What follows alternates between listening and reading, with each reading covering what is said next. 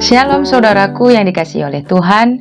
Kali ini kita akan mendengarkan firman Tuhan yang diambil dari 1 Samuel 1 ayat 9 sampai 18. Tapi sebelum dari itu, mari kita bersatu di dalam doa.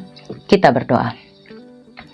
Bapa yang penuh kasih, kali ini Tuhan kami ingin mendengarkan firman-Mu dari kisah yang dirasakan oleh Hana, istri dari Elkana. Dan Tuhan, kiranya Engkau memberkati firman-Mu yang akan kami dengar kali ini. Sehingga firman-Mu dapat menguatkan setiap hati dari kami yang juga merasakan kesedihan seperti yang dirasakan oleh Hana.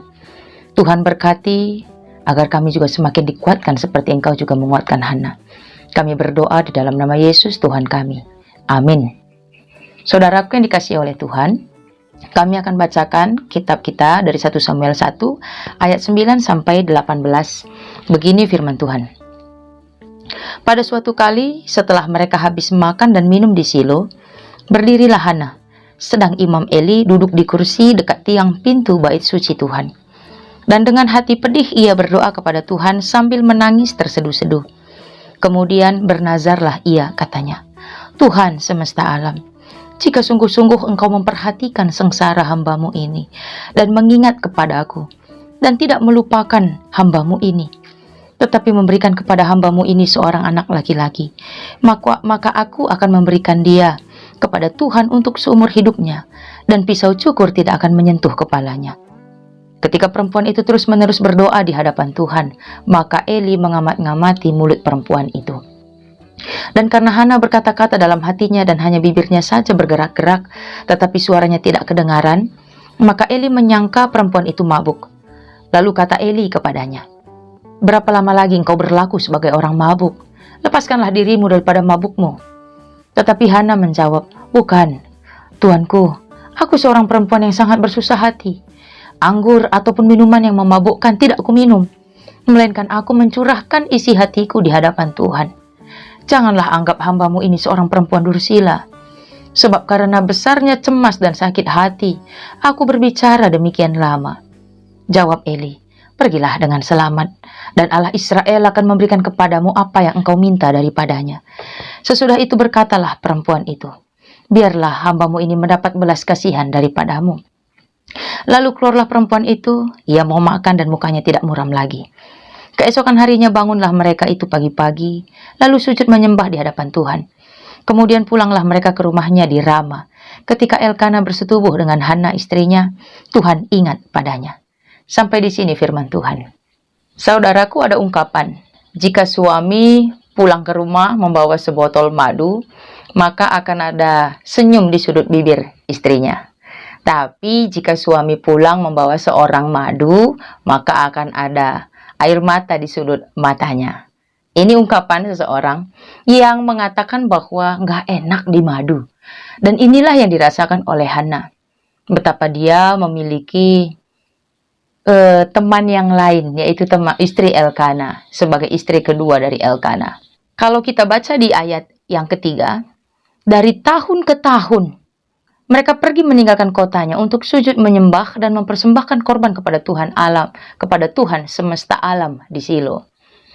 Nah, sesungguhnya dari tahun ke tahun ini ternyata keluarga ini berkunjung ke rumah Allah dan memberikan persembahan kepada Allah. Tapi dari tahun ke tahun jugalah setiap mereka berkunjung, setiap mereka datang ke rumah Allah, disitulah Penina mengejek dan juga mencibir si Hana. Setiap tahun, dari tahun ke tahun, Hana selalu disakiti hatinya oleh perkataan Penina. Dari tahun ke tahun ini, dari tahun ke tahun. Jadi, Penina yang selalu mengejek Hana, ternyata membuat Hana yang sudah putus asa karena kandungannya ditutup oleh Allah, karena ejekannya membuat Hana semakin berjuang untuk berdoa kepada Allah. Ternyata ejekan-ejekan yang dibuat oleh Penina, kekesalan-kekesalan yang dibuat oleh Penina kepada Hana, pertama kali ternyata membuat emosi Hana yang semakin memuncak, membuat Hana yang putus asa itu mengambil tekad dan juga keputusan, yaitu untuk datang kepada Allah. Maka betullah apa yang dikatakan oleh ungkapan-ungkapan yang mengatakan bahwa bersyukurlah kepada Tuhan atas orang-orang yang perkataannya atau perbuatannya menyakitimu. Karena atas dia engkau semakin bergumul dan dekat dengan Tuhan. Berterima kasihlah padanya, salami dia, karena dia rela masuk neraka supaya engkau masuk surga. Tapi kalau begitu perbuatannya, begitu juga perkataannya, setidaknya kita tidak kembali menyakiti hatinya. Kita tidak kembali sama seperti dia untuk menyakitinya, atau mengejeknya, atau singgung-singgung dia sedikit demi sedikit. Kenapa? Karena takutnya bukan kita yang lebih dulu menyalami dia untuk mengatakan terima kasih, mau masuk neraka supaya aku masuk surga. Takutnya nanti dia yang lebih dahulu menyalami kita dan mengatakan terima kasih ya atas ejekanmu. Aku sudah kembali dekat dengan Tuhan. Terima kasih sudah rela mau masuk neraka supaya aku masuk surga. Wah, kacau kita. Saudaraku yang dikasihi oleh Tuhan. Kali ini coba kita kembali dulu melihat apa sih sebenarnya yang dirasakan oleh Hana. Sebenarnya nggak sesingkat dan segampang ini kisah ataupun perasaan lah yang kita bilang ya. Perasaan yang dirasakan oleh Hana. Ini sungguh-sungguh kacau perasaan Hana. Setiap tahun yang membuat Hana setiap berkunjung ke rumah Tuhan dia hanya menangis, kehilangan tenaga, kehilangan sukacita, dan tidak mau makan. Coba kita kembali bayangkan dulu. Saat Hana duduk di teras rumah, dia melihat anak-anak Penina berlarian ke sana kemari, saling tertawa, bermain, kejar-kejaran. Dan Hana hanya menyaksikan anak-anak Penina bermain di sana.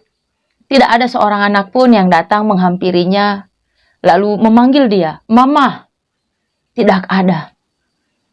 Tidak ada juga seorang anak yang datang kepada Hana membawa sesuatu di tangannya. Mama, lihat ini aku membawa telur ular. Tidak ada yang mendatangi Hana dan juga menceritakan segala sesuatunya apa yang dia alami satu hari itu. Tidak ada seorang anak yang mendatangi Hana. Dan jika hari itu sudah sore, kembalilah Penina memanggil anak-anaknya untuk mandi, mungkin bawa sapu-sapu. Ayo mandi. Karena anak-anak kan malas mandi misalnya. Lalu dia melihat Penina yang menyisir rambut anaknya setelah dia mandi, setelah dia memandikan anaknya. Lalu kembali wajah mata Penina seperti mengejek Hana. Betapa bahagianya memiliki seorang anak. Betapa tidak tergoresnya hati Hana. Sesungguhnya tidak hanya waktu datang ke bait Allah, Hana disakiti oleh Penina, tidak. Tetapi di setiap saat, dia pasti disakiti. Mungkin tidak hanya Penina yang menyakiti, mengejeknya, merendahkan, atau menganggap dia tidak ada. Karena tradisi bagi orang Israel, seorang istri tidak memiliki anak, itu adalah aib bagi keluarga. Jadi mungkin bukan hanya Penina yang menganggap dia kecil, tetapi mungkin keluarganya sendiri atau juga keluarga dari Elkana suaminya. Atau juga bahkan tetangga-tetangga sekitarnya menganggap Hana tidak berharga. Ya, rasa itu yang bergejolak di dalam hati Hana. Dan sesungguhnya orang yang merasa dikecilkan itu sesungguhnya bukan hanya orang lain yang mengecilkan dia, tetapi dirinya sendiri pun kemudian akan mengecilkan dia. Dirinya sendiri akan selalu mengejek dan mengatakan, untuk apa lagi kau hidup? Kau tak berguna. Mungkin ini yang dirasakan oleh Hana. Dia tidak merasa berarti, dia tidak ada yang pedulikan. Mungkin Elkana juga habis waktunya untuk memikirkan anak-anaknya dari Penina. Sehingga waktu untuk Hana tidak ada lagi. Saudaraku yang dikasihi oleh Tuhan, kami tertarik di ayat yang ke-11. Di mana ayat ke-11 ini adalah doa dari Hana yang mengatakan demikian. Tuhan semesta alam, jika engkau sungguh-sungguh memperhatikan sengsara hambamu ini dan mengingat kepada aku dan tidak melupakan hambamu ini, tetapi memberikan dan seterusnya. Dan doa ini, jika dikatakan di sini dalam Alkitab kita, perempuan ini terus-menerus berdoa di hadapan Tuhan. Jadi inilah kalimat dan ungkapan yang terus-menerus diulang oleh Hana. Coba kita perhatikan lagi. Tuhan semesta alam. Ini adalah pengakuan Hana bahwa Tuhan yang menciptakan segala sesuatunya, alam ini semua. Jika sungguh-sungguh engkau memperhatikan. Yang kedua, dia ulangi lagi. Mengingat aku. Dan yang ketiga, tidak melupakan aku. Jadi ini sesungguhnya memiliki satu arti yang sama. Memperhatikan, mengingat, dan tidak melupakan. Ini adalah ungkapan seorang wanita yang menganggap bahwa dirinya memang nggak ada yang perhatikan. Tidak ada yang peduli. Dia merasa sendiri. Dia merasa sendiri dalam menghadapi segala persoalan. Doa ini, yang 3 kalimat ini diucapkannya dalam sekali berdoa. Tapi ini diucapkannya berulang-ulang. Ini menjadi penegasan. Dan dia mau menegaskan, mau mengatakan bahwa Tuhan, aku sendiri loh. Tuhan, kalau orang lain mengejek aku dan orang lain tidak menganggap aku berguna, orang lain menganggap aku tidak ada, setidaknya engkau tidak melupakan aku. Setidaknya engkau juga mengingat aku. Setidaknya juga engkau memperhatikan aku. Melihat sengsaraku ini. Hana hanya minta diperhatikan. Hana minta, ingat aku Tuhan, ingat aku. Dia mau dia tidak dilupakan. Hana merasa dia akan diperhatikan. Dia menjadi orang yang dianggap ada, terkhusus oleh suaminya, jika dia memiliki seorang anak laki-laki. Itu yang dianggap oleh Hana. Sehingga dalam doanya dia meminta anak laki-laki. Saudaraku yang dikasihi oleh Tuhan, dia mengucapkannya berulang-ulang. Dia menceritakan kepada Tuhan betapa dia merasa sendirian. Hana sangat menderita. Derita yang dia rasakan hanya dia yang tahu. Penina yang juga seorang wanita ternyata tidak memahami perasaan Hana. Begitu juga ternyata suaminya pun tidak dapat merasakannya. Buktinya, di ayat yang ketiga, dari tahun ke tahun pergi meninggalkan kotanya untuk sujud menyembah dan mempersembahkan korban kepada Tuhan semesta alam di Silo. Nah, di ayat yang ke-6, ini tadi dari tahun ke tahun ya. Di ayat yang ke-6, tetapi madunya selalu menyakiti hatinya supaya ia gusar. Madunya selalu menyakiti hatinya. Elkana tidak tahu itu. Elkana tidak dapat merasakannya. Di ayat yang ke-7. Demikianlah terjadi dari tahun ke tahun. Setiap kali Hana pergi ke rumah Tuhan, Penina menyakiti hati Hana sehingga ia menangis dan tidak mau makan. Jadi sesungguhnya bukan kali itu saja Hana menangis dan tidak mau makan. Tetapi dari tahun ke tahun setiap mereka datang ke rumah Tuhan, ke Silo, Hana menangis dan tidak mau makan. Tapi Elkana tidak tahu. Nah, beruntungnya di ayat yang ke-8, lalu Elkana, suaminya, berkata kepadanya, Hana, mengapa engkau menangis dan mengapa engkau tidak mau makan? Mengapa hatimu sedih? Ini pertanyaan karena dia bingung. Wah, ini ya, istriku kalau nggak mau makan bagaimana nanti pulang ke kampung ini? Masa dibopong? Ya kan? Pertanyaan pertama, mengapa engkau menangis dan tidak mau makan? Baru pertanyaan yang kedua, dia menyentuh masuk ke dalam hati Hana. Mengapa hatimu sedih? Ini yang menariknya. Elkana masuk ke dalam hati Hana. Dan lalu komentarnya yang ketiga. Ini juga yang menguatkan Hana. Bukankah aku lebih berharga bagimu daripada 10 anak laki-laki? Ternyata sesungguhnya Elkana tahu itu. Tapi Lama banget sadarnya ya Pak, gitu loh sepertinya kan kalau kita ngomong sama Elkana. Lama banget sadarnya Pak. Coba dari tahun kedua langsung tahu, langsung ngomong kan agak lain dia. Tapi ternyata sesungguhnya Elkana semakin tahu bahwa Hana menderita karena seorang anak laki-laki yang tidak dia miliki. Saudaraku yang dikasihi oleh Tuhan, kalau sesungguhnya ya secara tradisi anak laki-laki untuk orang Israel mungkin sama juga seperti kita yang suku, ya anak yang laki-laki kalau dulu ya suku kita ini masih ya itu dipertahankan menjadi kebanggaan kalau punya anak laki-laki. Begitu juga dengan bangsa Israel. Mungkin kalau sekarang, zaman sekarang tidak, laki-laki atau perempuan itu sama.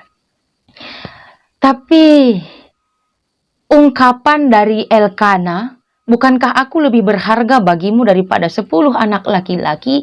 Ini juga kembali ditegaskan kepada Hana bahwa ya Elkana menyinggung soal anak laki-laki juga. Kalau tadi pertanyaannya mengapa hatimu sedih? Aku mengasihimu. Ternyata ada lagi disinggung. Bukankah aku lebih berharga bagimu daripada 10 anak laki-laki? Dan ini kembali ternyata menjadi tekad. Ini menjadi tekad Hana.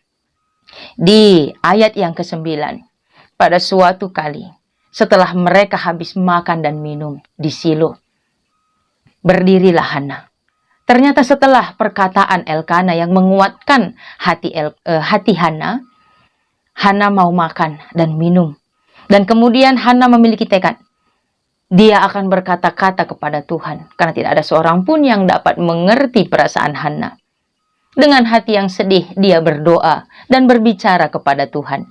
Karena mungkin Hana juga berpikir, kalau aku tidak mau makan dan begini terus, lalu aku sakit, wah apa kata Penina? Wah, kalau di sinetron kan menarik ini. Kalau di sinetron kan ya kan. Penonton jadi gregetan. Elkana ini kok nggak ngerti-ngerti sih perasaan perempuan. Dan lain sebagainya. Kita lanjutkan lagi kisah ini. Menarik sebenarnya. Karena kisah ini juga mungkin terjadi kepada kita. Walaupun dengan kisah yang berbeda.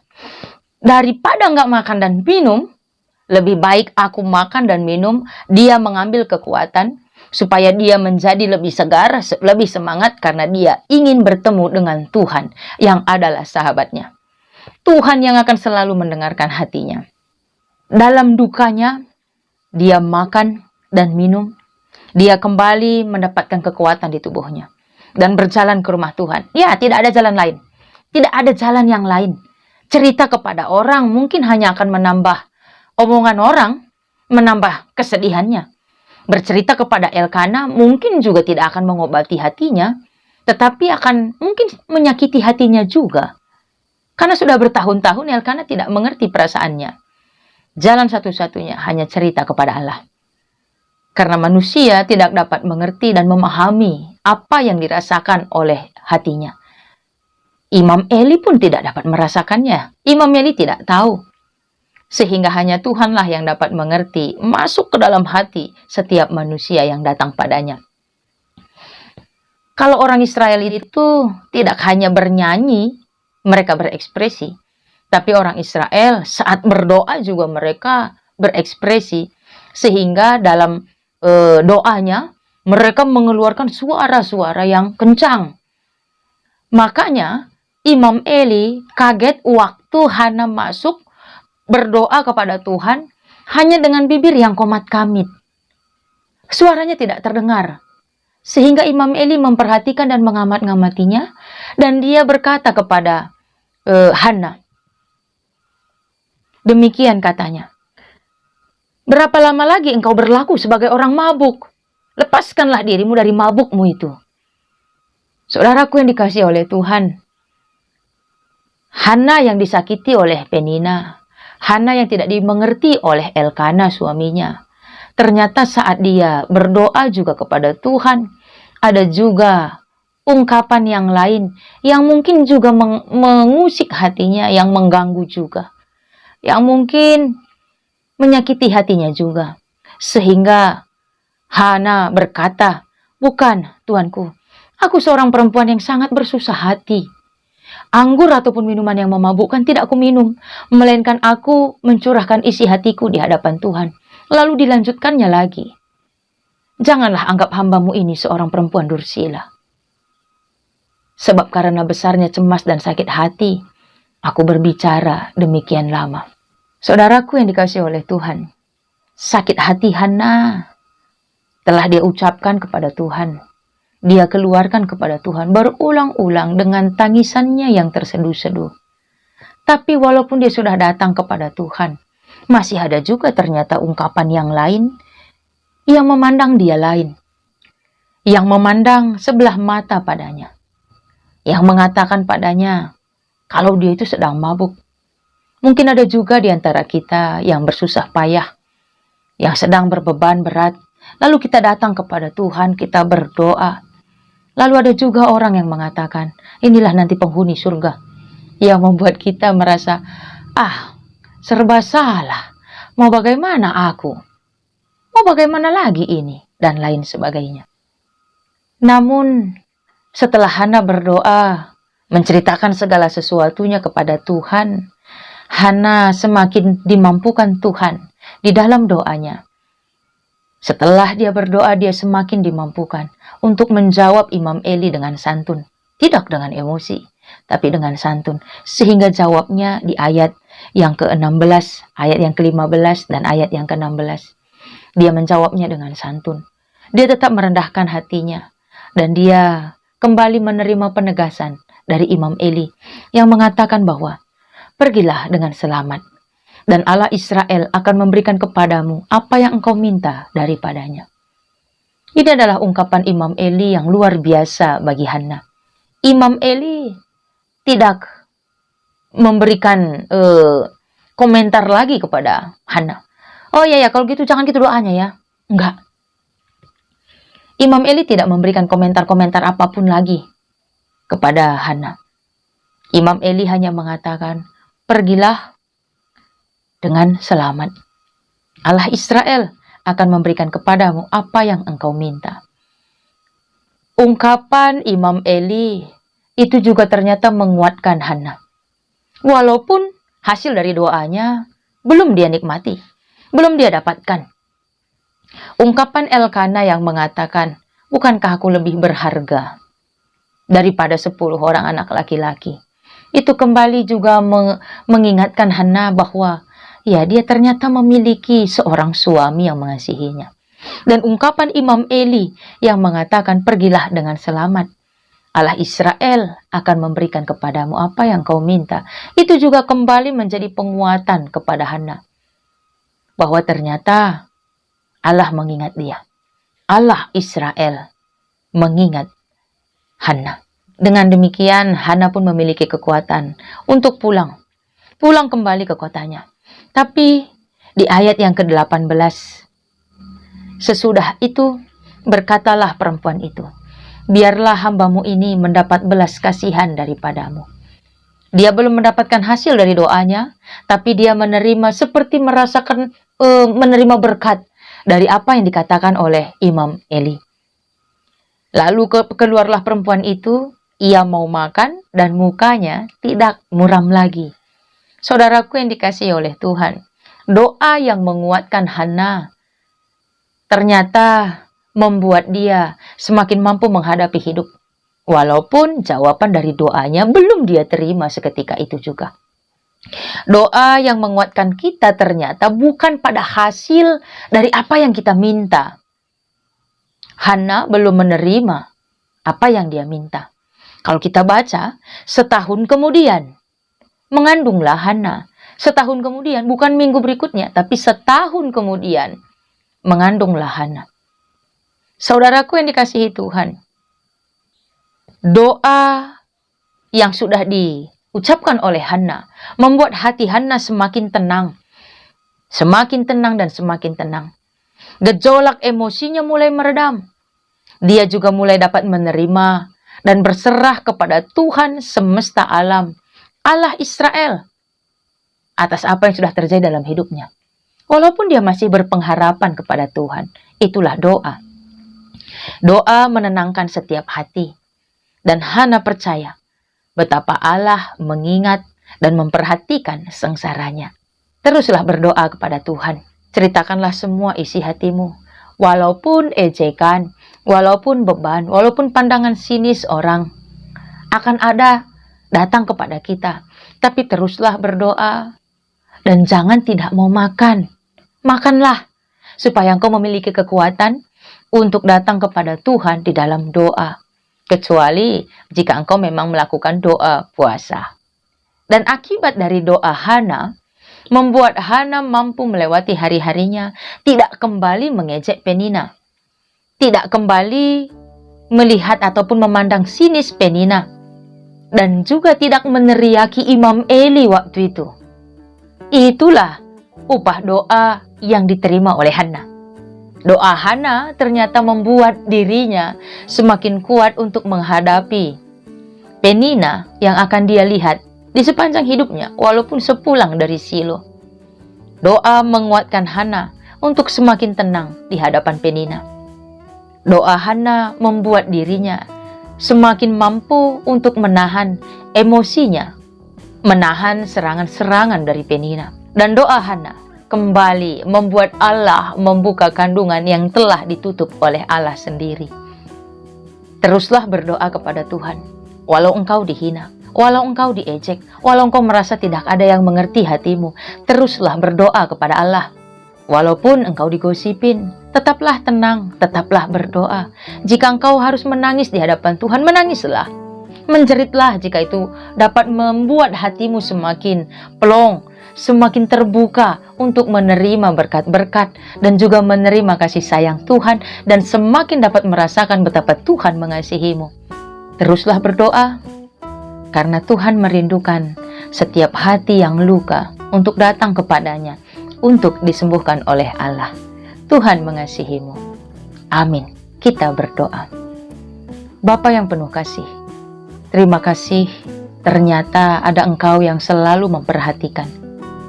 Ada Engkau Tuhan yang selalu dengan setia menemani, mendengarkan keluh kesah kami, seluruh cerita kami. Dan juga yang mengerti arti air mata kami. Terima kasih untuk semua kasih sayang-Mu yang menegaskan bahwa kami tidak sendiri. Dan Tuhan yang selalu menerima kami apa adanya. Terima kasih Tuhan untuk berkat-berkat-Mu, terima kasih untuk cinta-Mu. Kami mengasihi-Mu, kami mencintai-Mu. Di dalam nama Yesus kami berdoa mengucap syukur atas firman Tuhan yang kami dengar di hari ini. Amin. Saudaraku yang dikasihi oleh Tuhan, tetaplah kuat dan yakinkan hatimu, tenangkan hatimu, betapa Tuhan selalu memperhatikan dan mencintaimu. Tuhan memberkati. Shalom.